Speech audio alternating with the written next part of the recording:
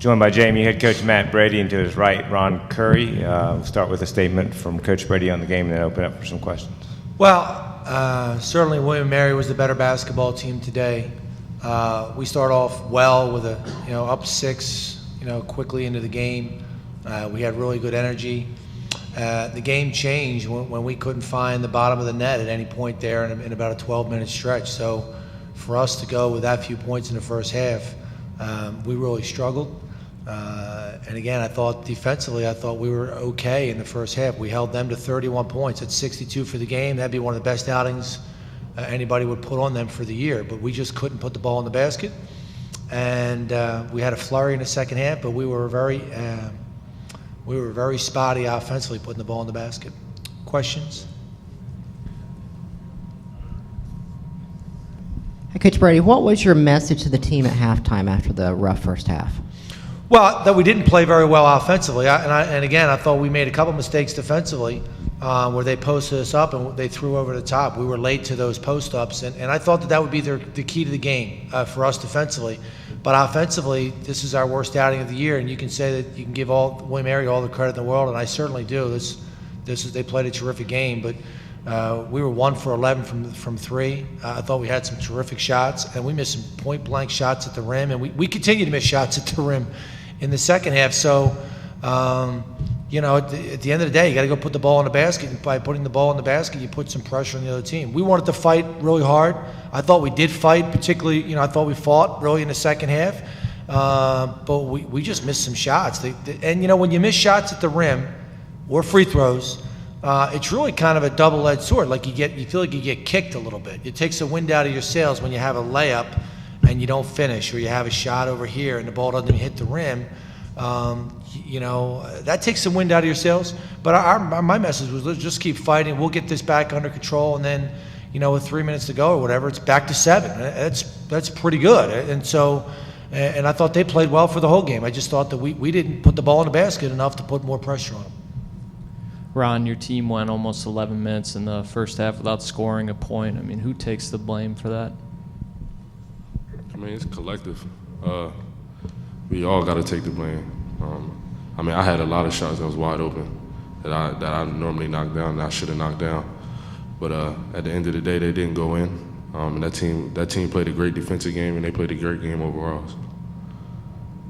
Ron, it seemed like every time you guys would get it going in the second half, they'd turn around and go on a 7-point run themselves. Could you just talk about what it's like playing through that?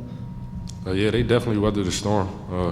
Every time we made a run, got some momentum on our side, they took it right back away. But that's what good teams do. The call on McLean under the basket there when you guys had cut it to 5, I believe, and he took that pretty hard. What did you see on that? I think you guys had just cut it to 5, or maybe it was 7, but then McLean got called for the foul on that inbounds pass as he was defending it. Yeah, I give credit to William & Mary for that. That was a terrific job to get the whistle. There was, and it is what it is. I think got faked out, and the Cone's really good at that. So they got the call and made the free throws. Shakir and Dimitri obviously looked pretty rusty there in the first half. Did you have any regret trying to use them today?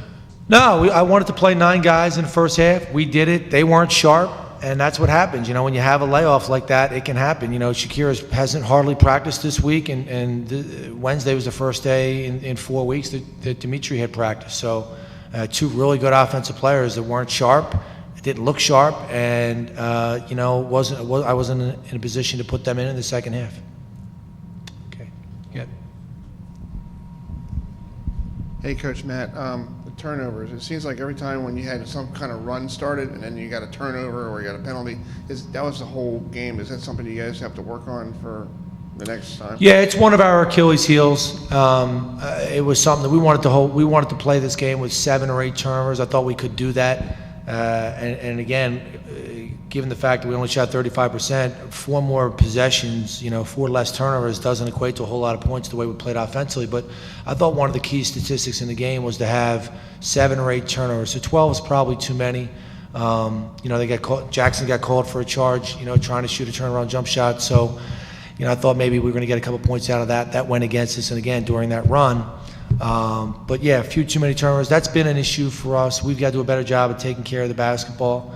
And then we needed our front court to play a little better today as well. Ron, would you say you guys felt stunned seeing them go on that 20-0 first half run? No, we didn't. We didn't put the ball in the basket like Coach said. And with a good team like that, if you don't put the ball in the basket, they're going to score. So, and that's what they did. So it wasn't really shocking, no. Coach, you said you felt you guys did pretty good defensively in the first half. Then the second half, they shoot over 50%. Can you just talk about what went differently? Well, more of the same, to be honest with you. They kept, it was really the post-ups, you know, when we were late to the help. You know, we wanted to be in the right position, and we had a couple guys who were in the wrong position.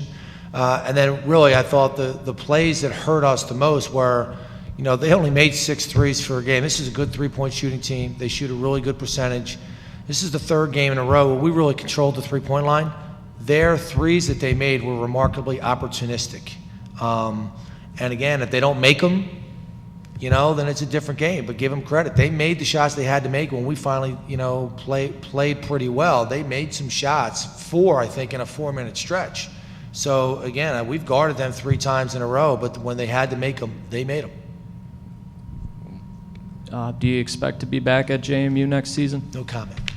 And will this team play in a postseason tournament? Have you guys decided that yet? Don't know. Okay. Thanks, guys.